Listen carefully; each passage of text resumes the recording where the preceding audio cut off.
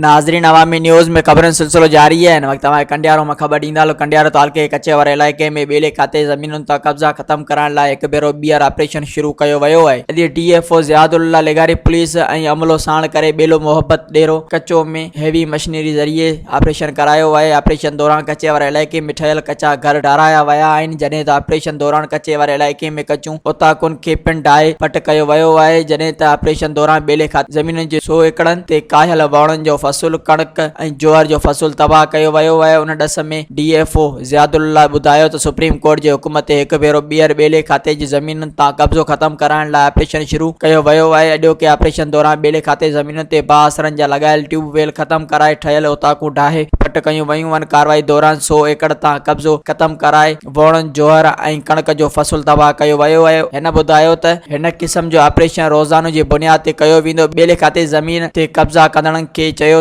पाण मुरादो कब्ज़ा खाली करे निकरी वञनि। मज़ीद खबरों और तफसीलात के लिए विजिट करें हमारी वेबसाइट www.awamiNewsHD.com।